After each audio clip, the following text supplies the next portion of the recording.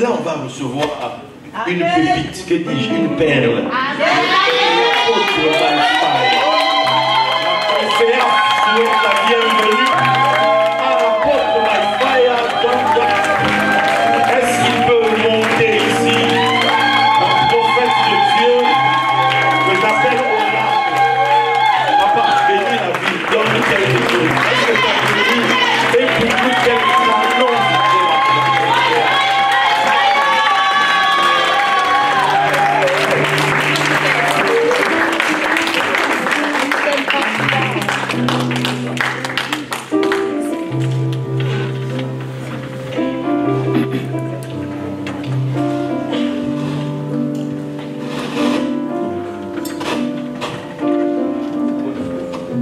Est-ce qu'on peut acclamer le Seigneur Jésus? J'ai l'impression qu'on voit bien le temps de la joie. Est-ce que tu peux acclamer le Seigneur la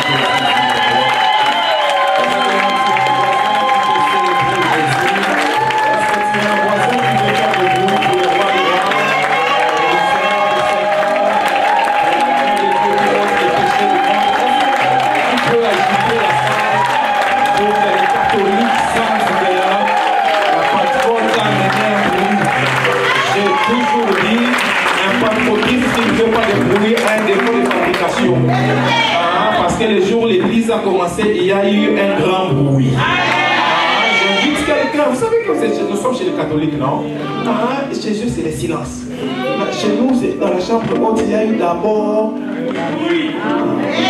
C'est quelqu'un peut faire un bruit pour Jésus.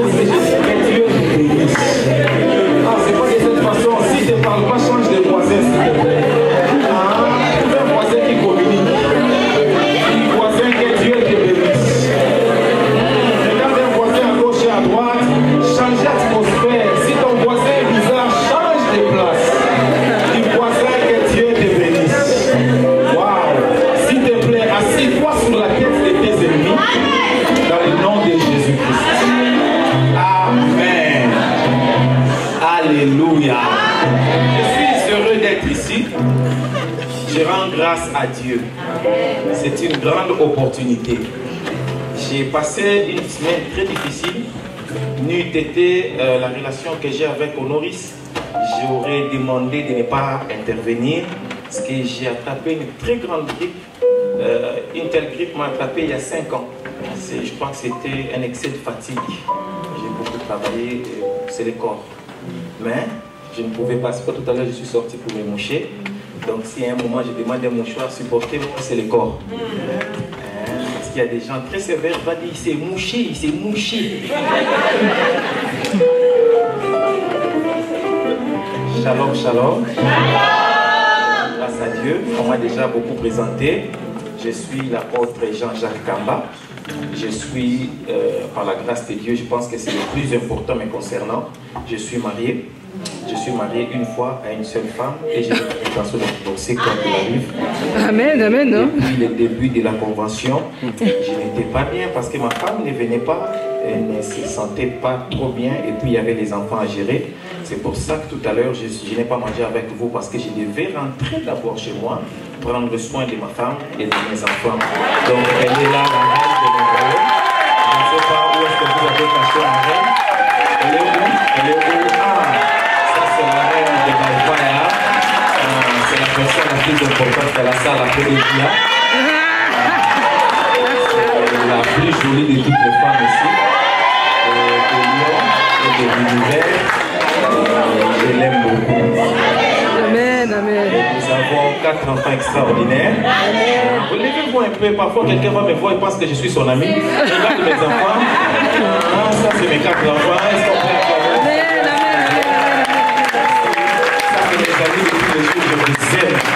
Yes, et ça c'est la partie la plus importante de me présenter.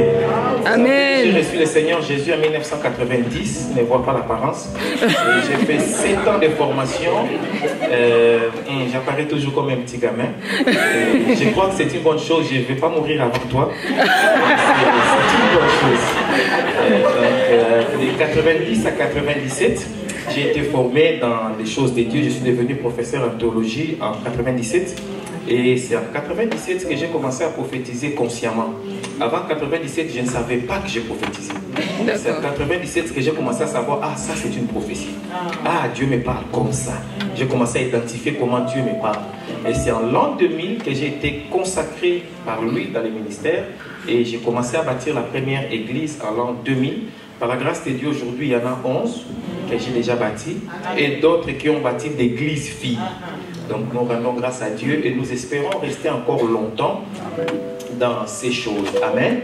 C'est important pour moi de me présenter parce que certaines personnes ne me connaissent pas et au moins ils savent plus ou moins qui nous parle. Mais le plus important, tu dois retenir, je suis marié à une femme extraordinaire et je n'ai pas l'intention de divorcer.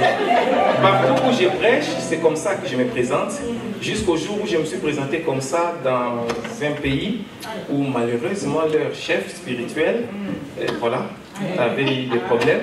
Donc du coup il s'est énervé contre moi et j'ai eu un gros problème dans cette ville-là. Pendant 4 ans, je n'ai plus pu y aller.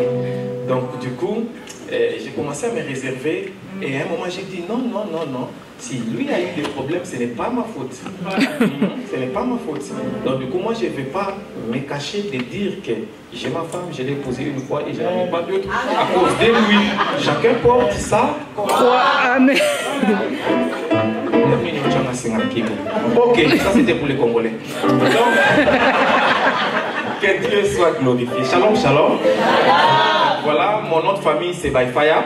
Donc, à un moment, ma prédication va entrer dans un autre monde, dans une autre sphère.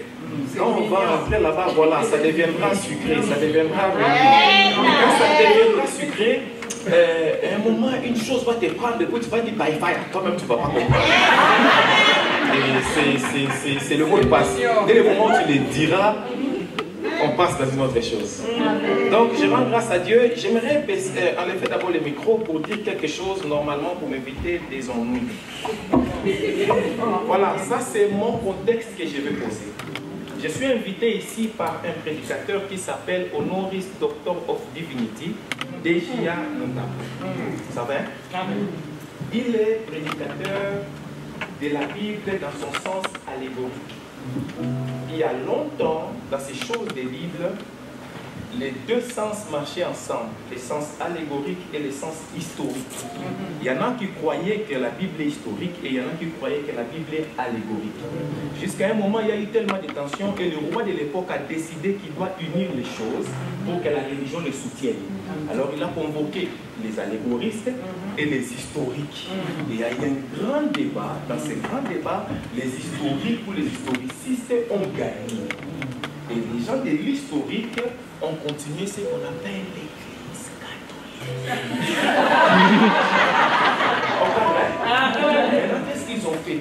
Ils ont brûlé tous les livres des allégoristes. Et ils ont commencé même à les tuer physiquement. Donc, du coup, nous tous, nous sommes des héritiers du côté historique. Maintenant, nous sommes ici, dans un bâtiment construit par les gens des historiques. Vous comprenez? Maintenant, c'est lui qui nous a invités, les fils des allégories. Le contexte, hein? Que les allégories sont des veaux évangiles. Ils vont venir dans leur propre terrain. Et c'est dans ces milieux-là qu'on m'a balancé comme un agneau qu'on met dans la bouche. Moi, je peux prendre les micros.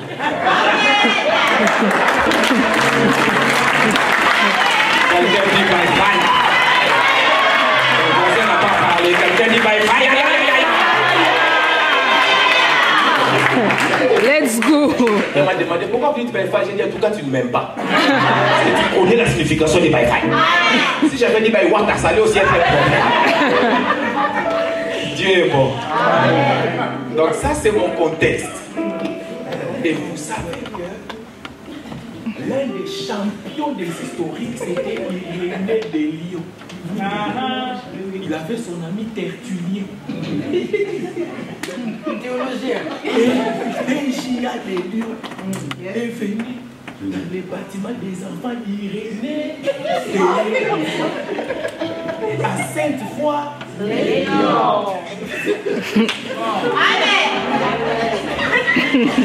Et dans les domaines qui s'appellent et ils m'ont mis dans la chambre 156. Et ils disent que ce n'est pas un complot. Vraiment, ce n'est pas un complot.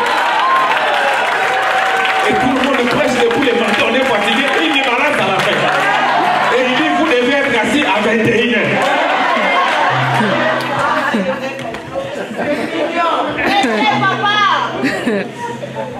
Shalom, shalom. Est-ce que ton français peut dire encore by fire? En fait, mon problème, c'est comme ça que je prêche, c'est comme ça que je prophétise. Là, ton voisin pense qu'à un moment, je vais dire, on commence. Tu comprends pas qu'on a déjà fini. On a déjà fini. Let's go! Let's go! Tu parles d'une manière. Ah, c'est nous qui ne prêtons pas. Tout simplement. Yes. Il y a moi là, ça commence à venir. Shalom, shalom. Est-ce qu'on peut mettre l'image du domaine, s'il vous plaît? C'est possible? Regardez ce domaine. Vous pouvez mettre vraiment l'image première sur leur site, vraiment là. Là où ils ont mis leur nom, tout ça. Ça, c'est le contexte. Vous savez, quand vous ne connaissez pas les contextes, vous allez vous embrouiller. Il faut savoir où tu es. Il faut savoir à qui tu parles. Partout où vous entrez, il n'y a pas que les humains que vous voyez. Et on ne prêche pas qu'aux humains. C'est l'erreur que beaucoup de prédicateurs commettent. Il y en a qui sont plus nombreux et plus imposants et plus exigeants que les humains qui contrôlent ce que tu dis. Comment tu le dis? On n'arrive pas. En fait, dans le nom de ce domaine, ils ont ajouté une chose où il dit là où l'esprit se libère. Oui. Dans le nom de ce domaine. Or, je suis invité dans la maison Gabriel qui travaille avec le cerveau. Or, le cerveau, c'est l'esprit. Yes. Et ici, dans l'héritage, c'est pour que notre esprit se libère. Et ils n'ont pas construit ces domaines n'importe où. Ce sont des terres qui ont une énergie tellurique. C'est-à-dire, les esprits de la terre et de la forêt favorisent la construction de cet endroit. Yes. Je n'ai vu ça que dans les sacerdoces des évangéliques où on met des églises n'importe où, n'importe comment, où l'estrade regarde le nord, l'ouest, où on va faire avec n'importe quel habit. C'est seulement chez les évangéliques qui disent qu'ils ont Dieu. Les catholiques ont construit cet endroit en connaissant l'impact spirituel de cet endroit et les présences telluriques qui sont à cet endroit. Et le nombre d'années que leur maison a fait ici n'est pas seulement soutenu par des choses matérielles. Shalom. Vous savez, le docteur DGM a dit qu'il ne faut pas trop traumatiser les gens. Donc, je me retire. Je suis très protocolaire, je suis très procédurier. Excusez-moi, peut-être c'est l'expérience, je ne sais pas. Alors, c'est dans ces domaines qu'on m'a convoqué pour dire, viens nous parler de l'héritage, un rendez-vous prophétique. Je vais m'atteler à cela sur 4 points si Dieu le permet et si le temps me le permet. Comme Josué, on peut aussi arrêter le soleil. Premier point, je vais essayer de définir les expressions et les termes. Deuxième point, je vais essayer de m'asseoir sur l'héritage et prendre l'héritage dans son sens biblique. Au troisième point, je vais essayer de prendre seulement l'héritage d'Abraham. Et dans l'héritage d'Abraham, je vais essayer de commencer dans l'Ancien Testament et puis entrer dans le Nouveau Testament. Et dans mon 5e point, je vais essayer de prendre comment toi et moi, Français, Congolais, Gabonais, Togolais, nous nous retrouvons dans un truc de juifs, héritage d'Abraham. Et mon 6e point sera Conféaf, rendez-vous prophétique pour l'héritage. Et mon dernier point, je vais délivrer un document qui vient de la mairie spirituelle, l'acte de naissance. Parce que normalement, l'héritage, on en parle aussi à la naissance. Parce qu'on nomme l'enfant par rapport à son héritage. Amen. Oui, oui. On nomme l'enfant par rapport à son héritage. Et c'est ainsi qu'on doit attendre 7 jours pour que l'enfant puisse vaincre 7 planètes compliquées. Lundi pour la Lune, mardi pour Mars, mercredi pour Mercure.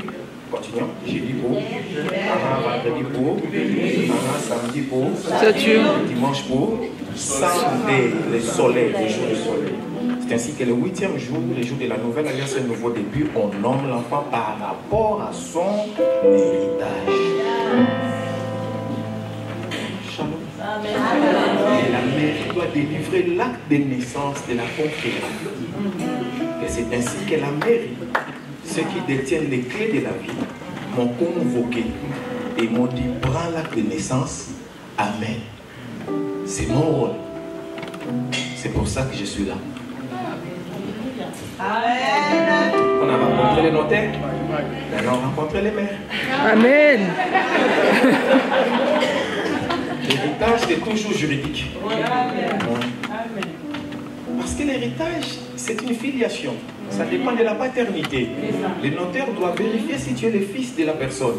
Mais pour qu'il vérifie, il faut qu'il y ait un maire. C'est-à-dire, les jours où le notaire travaille, c'est parce que le maire a travaillé beaucoup d'années auparavant pour donner l'acte de naissance dont le notaire aura besoin plus tard pour confirmer.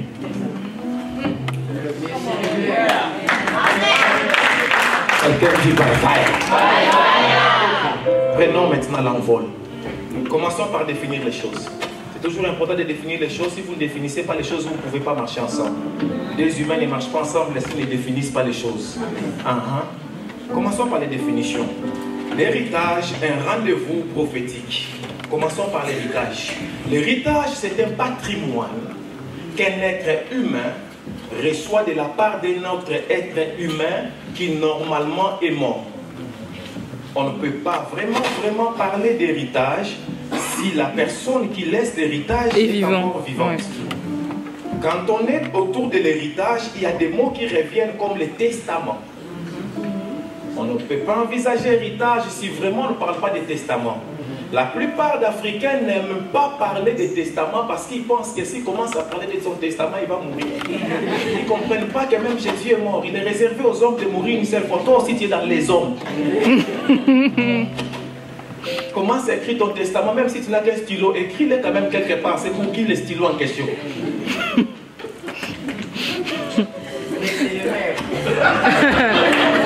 Let's go. Shalom.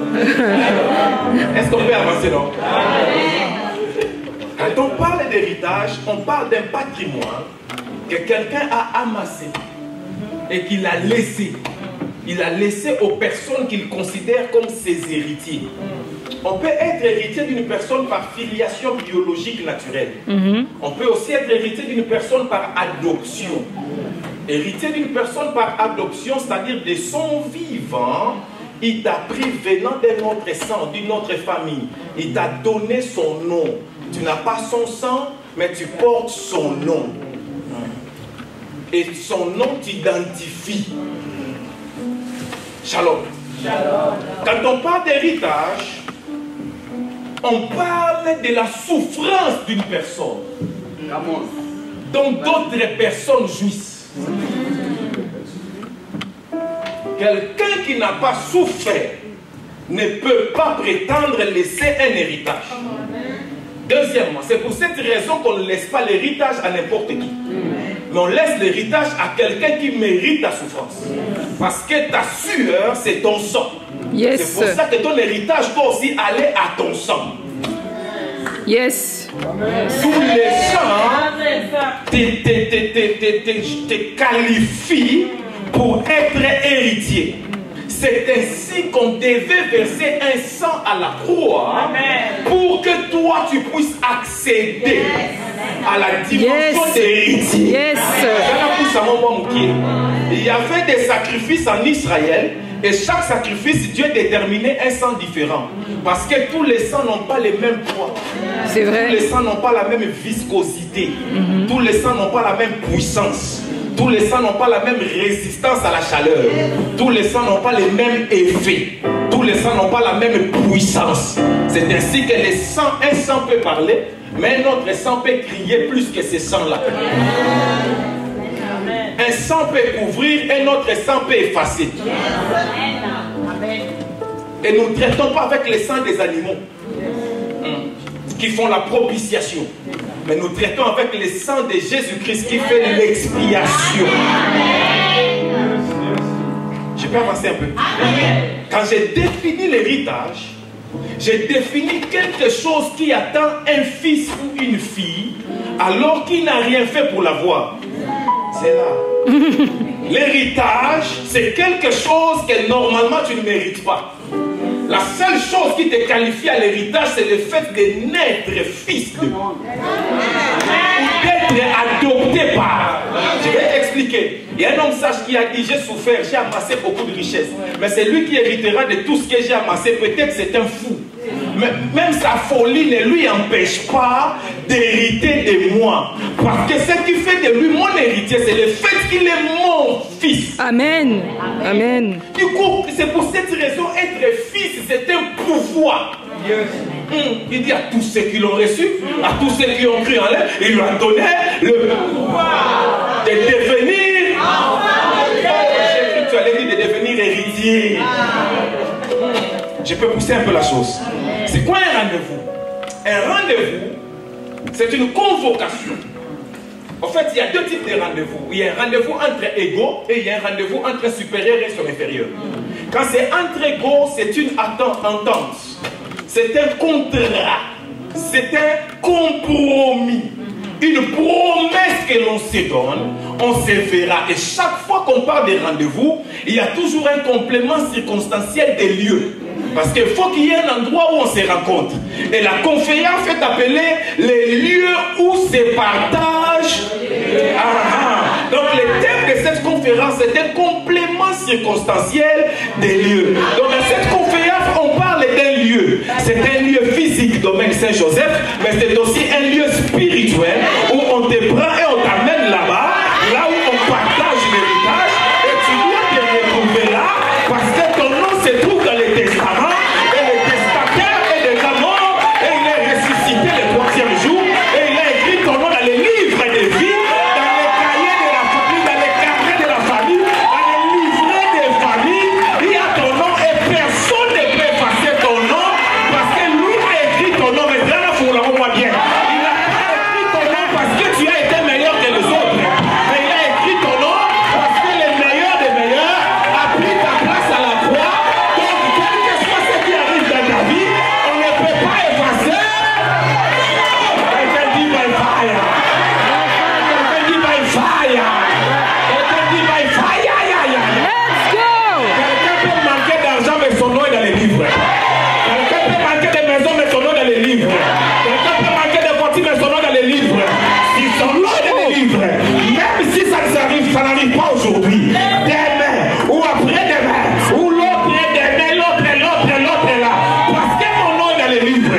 Il y aura un jour comme Mardochée, le roi fera des insoumis et il ouvrira son livre, ça tombera sur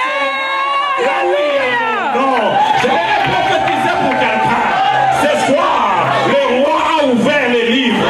Il est tombé, oui, à ton nom. Alléluia. Écrit par ton papa, ni par ta maman. Alléluia. Ils ne sont pas nés par le sang, ni par la chair, pas par la volonté de l'homme.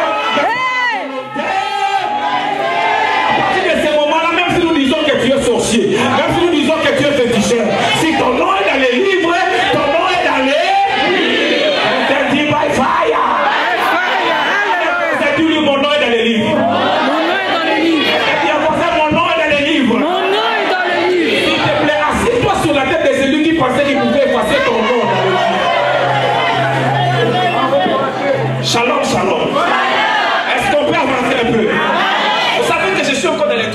j'ai défini les rendez-vous. Est-ce qu'on peut pousser la chose? Un rendez-vous peut être focalisé, mais un rendez-vous aussi peut être... Yes, t'as là. Je suis marié. Depuis 2009, je suis marié. Et depuis 2009, là, jamais ma femme est... Dans les relations de couple, là, parfois des rendez-vous, on ne parle pas. Ça dit, moi-même, c'est vrai, je fais comme ça, et puis je vois c'est mal la chérie. C'est ma pote. C'est mon ami. Il y a des rendez-vous vocalisés où on te dit, voilà tel jour à telle heure. Il y a des rendez-vous au stade. Il y a des rendez-vous où Dieu ne va pas te dire par révélation vocale, pour son divinité. Mais Dieu fait un concours de circonstances où toi-même tu comprends que j'ai un rendez-vous avec mon héritage. J'ai un rendez-vous avec quelqu'un. Je vous ai dit que je vais donner un document d'acte de naissance. Normalement, la grossesse fait 9 mois. Mais à partir de 7 mois aussi, ça peut aller. Là, le rendez-vous était donné en juillet de l'année passée. Donc la grossesse, ça fait son cours. Et nous sommes au mois de mars. Ça fait 8 mois plus ou moins. La fin de 8 mois, ça peut aller. Donc quand nous sommes arrivés vers le 8e mois, la femme peut naître. Aïe, aïe, aïe, aïe. Et la mairie a envoyé quelqu'un. Les gens qui ont la clé de la ville m'ont envoyé. Ils m'ont prêté la clé pour cette activité. Ils m'ont dit, va avec la clé, va nous représenter, va annoncer, va prophétiser. Quelqu'un a dit, est-ce que ma venue annonce une bonne nouvelle? Oui. Ma venue annonce une bonne nouvelle. Ma venue annonce que quelqu'un est né dans cette ville. Par cette activité, quelque chose est né dans cette ville. Quelqu'un est né dans cette ville. Oui, je suis venu prophétiser la renaissance de quelqu'un. Je suis venu prophétiser la renaissance d'une onction. Je suis venu prophétiser la renaissance d'un esprit. Je suis venu prophétiser la résurgence d'un mouvement. Avant c'était un seul homme, mais maintenant ce n'est plus un seul homme, mais c'est un mouvement. Oui, c'est un mouvement. Oui, c'est un mouvement. Oui, c'est un mouvement. DJA est devant, mais c'est un mouvement. Ce qu'il avait vécu avant, ce n'est pas ce qu'il vivra cette fois-ci. La gloire de la dernière maison sera plus grande que celle de cette maison. Et on va dire qu'il ajoute, il va ajouter. C'est ce qu'il a décidé de faire. Il a décidé d'ajouter. C'est pour ça qu'il l'a convoqué à un rendez-vous. C'est pour ça qu'il les a convoqués à un rendez-vous. Il leur a dit, venez au rendez-vous parce que je vais ajouter. J'ai donné Joseph, je vais donner Benjamin. Mais Benjamin ne sera pas un. Benjamin sera un groupe. Benjamin sera un mouvement. C'est le lieu où se partage. En partageant l'héritage, on partage les territoires. Et une portion des territoires est accordée à Gabriel. C'est pour ça que Maïfaïa est debout ici. J'avais la grippe, mais je devais être ici. Parce que chacun a sa portion. Et ma portion, c'était la mairie. Ma portion, c'était prophétiser. Une portion des territoires. Un lopin de terre. Qui est un nuage petit seulement comme la pomme de mer. Mais qui va provoquer une vague. Qui va provoquer une pluie. Qui va provoquer une renaissance. Quelqu'un d'autre va jaillir. Quelqu'un d'autre va apparaître. Et on va voir un autre DJA. Une autre DJA. Et une autre encore. Et une autre encore. Et une autre encore. Et une autre encore. Et l'on se souviendra qu'en ce jour du 14 mars 2025, l'oracle a été relâché.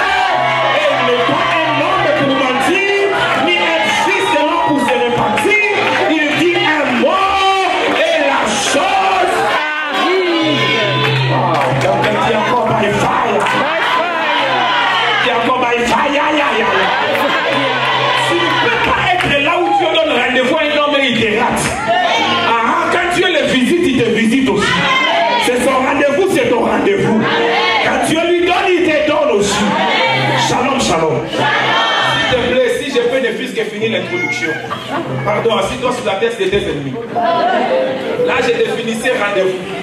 C'est une conférence, pas moi au sérieux. Messieurs le maire. De toutes les façons, révérend, je vous connais. Ici, je suis dans la maison des rois. Étant un roi, je connais le protocole royal. Donc, je sais que dans mon offrande, ça va dépasser ces montants. Donc, vous m'avez mis dans la chambre 156 au nom de Jésus. Donc, à lever dans mon offrande ces montants. Et le reste est donné à ma femme, qu'elle voie que j'ai quand même travaillé. Je ne crois pas que vous êtes assez pauvre pour me prévoir une offrande moins de ceci. Je ne crois pas. Je connais Wi-Fi, je connais des jeunes.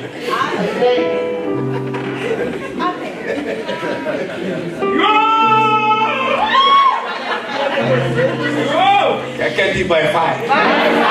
Donc vous pensez qu'il ne dit pas Wi-Fi. Quelqu'un dit Wi-Fi. C'est lui qui ne dit pas, c'est notre sorcier.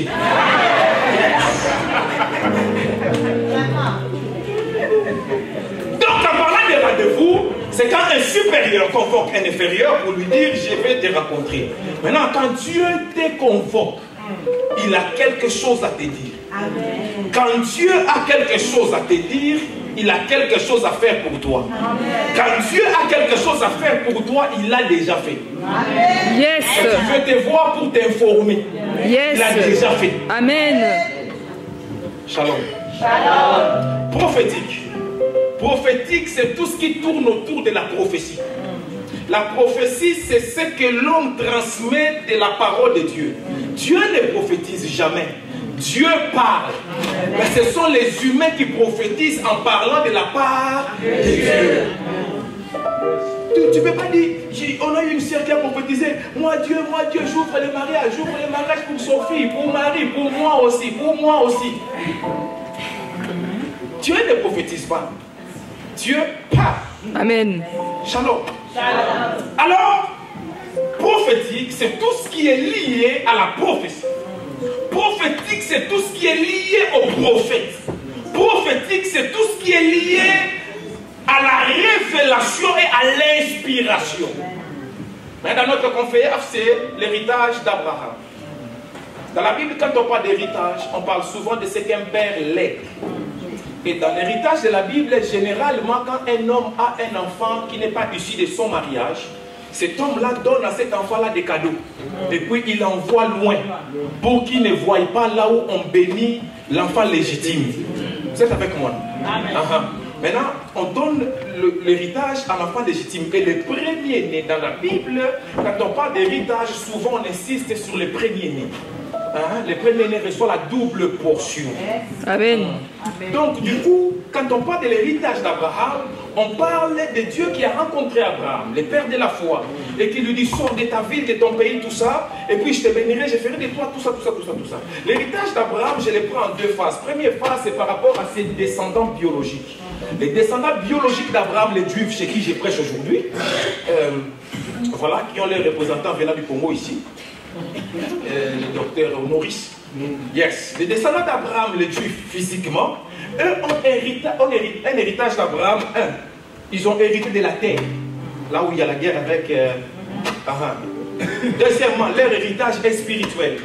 C'est le seul peuple au monde qui est considéré comme le peuple de Dieu dans la Bible. Yes. C'est leur héritage. 3. Ils ont un héritage encore spirituel. C'est le seul peuple à qui Dieu a donné le privilège de faire sortir les messies. Et Jésus l'a dit très clair dans Jean 4 à la femme samaritaine, le salut vient des Juifs. Ainsi, je vais dire un shalom à tous les chrétiens qui refusent ou qui coupent tous les ponts avec les Juifs et Israël, alors que ça vient de chez eux. C'est leur chose. Jésus l'a dit clairement de sa bouche. On peut ne pas être judaïsant, on peut ne pas être kabbaliste, mais on peut reconnaître que la chose là que nous traitons là, ça vient de... Et là, son propriétaire. Ok. Donc, il me reste 5 minutes. L'héritage d'Abraham produit donc cet héritage pour ses fils. Mais il y a une autre chose que les descendants d'Abraham physique ont comme héritage, c'est la richesse matérielle. Tous les Juifs sont riches. Quand vous rencontrez un Juif pauvre, revenez le voir l'année suivante. Il est devenu riche. Ses frères l'aident. Yes.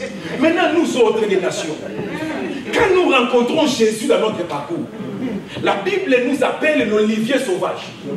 Et Israël est l'olivier naturel. Du coup, nous devenons descendants d'Abraham par greffage.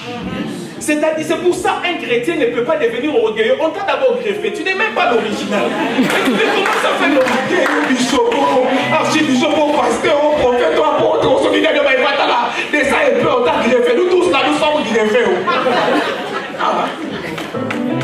Alors, par greffage, nous sommes entrés dans la famille d'Abraham à travers Jésus-Christ, donc de la tribu de Juda.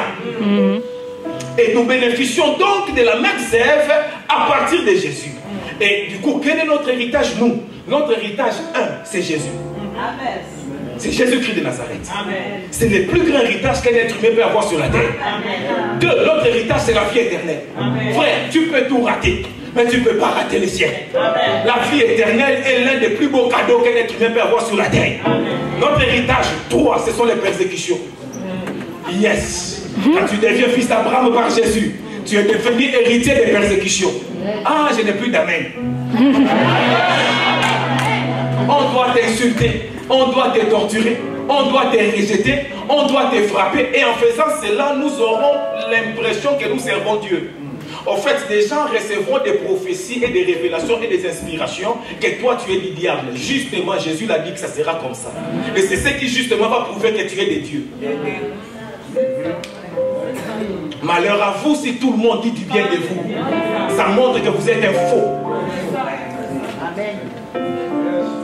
C'est Jésus qui l'a dit de sa bouche. Je vais le dire différemment. Quand vous voyez un pasteur vilipender, insulter, critiquer, c'est le bon. C'est là où il y a Dieu. Yes. Yes, yes, yes. Maintenant, pour clôturer, comment ce rendez-vous prophétique de ce soir marche pour nous? C'est l'histoire d'Élisée avec Élie. J'ai donné plusieurs textes, si vous pouvez juste les afficher, parce que j'ai quelqu'un qui ne m'aime pas, qui va dire qu'il n'a même pas lu la Bible. Depuis 1990, maman, j'ai l'expérience, je connais ces gens-là. Affichez-moi juste mes textes, juste les afficher, comme ça, ils voient la Bible, ils voient que, ah oui, il y avait un texte biblique. Je t'ai dit que c'est l'expérience, mon cher. 1990, c'est pas hier, j'ai pas menti. Élie et Élisée, Élie va laisser un héritage à Élisée. L'héritage qu'il laisse à Élisée, Élisée lui dit, mais directement, tu mets le premier texte et le deuxième, il voit juste le texte. Élisée dit à son père, donne-moi la double portion de l'esprit que tu as. Alors Élie lui dit, ce que tu demandes est difficile. Si tu me vois monter, tu l'auras. Wow. Ok. Alors il le voit monter et le manteau descend. Quand le manteau descend, Élisée, suivez-moi très bien. Élisée reçoit le manteau d'Élie. Quand Élisée avance avec le manteau, tout le monde voit le manteau. Mais les prophètes disent, l'esprit d'Élie est maintenant. C'est-à-dire quoi? Élisée a reçu la double portion. Déjà, en demandant la double portion, il est en train de lui dire, fais de moi ton fils aîné. Il est en train de lui dire, fais de moi les représentants. Il est en train de lui dire, donne-moi l'officialisation de partager l'héritage à mes frères. C'est ce qu'il est en train de lui dire. Et en même temps, quand il demande la double portion, il est en train de demander quelque chose à Élie. Élie avait une onction double. Il avait une onction de prophétie et une onction de miracle. Il est en train de lui demander, donne-moi les deux. Et la prophétie et les miracles. C'est ce qu'il lui a donné. Quand il lui a donné, physiquement on voit les manteaux. Mais spirituellement c'est l'esprit. C'est ça ce qu'on appelle un héritage. C'est la matérialisation de la chose spirituelle, manteau. C'est la spiritualisation de la chose matérielle, esprit. Il lui a donné un manteau et un esprit. Yes. C'est l'héritage spirituel. Mais pour l'avoir, tu dois payer les prix. Tu dois marcher avec Élie. Tu dois te soumettre à Élie. Tu dois laver les mains d'Élie. Tu dois abandonner ta gloire et ton honneur et devenir un serviteur d'Élie. Tu ne sais pas où il t'amène. Tu ne sais pas ce qu'il fait de toi. Tu ne sais pas ce qui va arriver. Mais tu dis, ça c'est mon Élie. En fait, pardon Maurice, 2 minutes, j'ai dit un truc, pardon. Merci beaucoup. En fait, quand nous venons sur la terre, c'est pas ici qu'on commence. Il y a un endroit où tu vivais déjà. Et là où tu vivais, là tu avais un nom. Tu avais un office. On va dire à Jérémie, j'étais connu et j'étais établi prophète des nations. J'étais établi là-bas, avant que tu naisses. Maintenant, quand tu nais, en fait, on efface tout. Du coup, tu as oublié. Tu as oublié ton nom. Tu as oublié tout. Mais tu es venu pour une mission. Maintenant, ton maître, c'est la personne qui a la révélation de ton nom de là-bas. De ta mission. Qui a ton manteau. Yes. Tu allais chercher Dieu pour lui, mais Dieu lui a donné ton nom. Et il va poindre Élisée comme prophète au moment où toi tu fais autre chose. Maintenant, quand tu es né comme ça, le Seigneur va envoyer un esprit avec toi. Cet esprit qui va marcher avec toi, il a ton visage. En fait, c'est toi qui as son visage. Mais vous avez le même visage. Cet esprit-là marche avec toi chaque jour. Cet esprit-là a ton nom. Il connaît ton nom. Et il s'appelle du même nom que tu devais avoir normalement. Maintenant, quand les parents ont des enfants, ils n'ont pas la révélation du nom de l'enfant. Ils donnent n'importe quel nom. Ronaldo, oh Messi. Oh, normalement, ils devaient connaître le nom de l'esprit qui est venu avec toi. Et c'est ça ton vrai nom. On est en train de marcher. Cet esprit-là marche avec toi. Cet esprit-là, c'est celui qui sera ton Elohim. Yes. Je passe avec toi. Yes, yes, yes. Cet esprit-là a ton nom. Et quand Socrate dit connais-toi toi-même, en fait, tu dois découvrir cet esprit-là. Yes. Parce que c'est ton autre toi. Quand quelqu'un te voit en rêve, c'est celui-là qu'il voit. Maintenant, cet esprit-là qui est ton Elohim, quand ton temps va arriver, le même esprit deviendra ton Satan. Il va t'éprouver. Il va te traumatiser. Il va te torturer. Il va te pousser à bout pour te montrer tes qualités et tes défauts avant de te donner son armure. Yes. Yes. De mettre son armure, il doit d'abord te pousser à bout pour te montrer tes qualités et faiblesses. Par rapport à tes qualités et faiblesses, c'est là qu'il te donnera des interdits. C'est ainsi qu'il va te dire, toi ne coupe pas les cheveux. Maintenant, quelqu'un qui n'est pas intelligent, il dit, lui ne coupe pas les cheveux, mais il a beaucoup de femmes. Moi aussi, je vais laisser les cheveux, mais je vais avoir beaucoup de femmes. Lui, il meurt. Parce que ce n'est pas son interdiction. Alors il dit ne bois pas, à l'autre il dit toi tu peux boire. Mais toi tu le vois boire, il dit moi aussi donnez-moi du vin rouge. Donnez-moi, est-ce que toi on t'a dit de boire du vin? On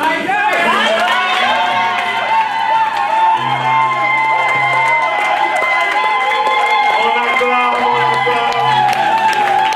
on se lève et on acclame s'il vous plaît. Amen.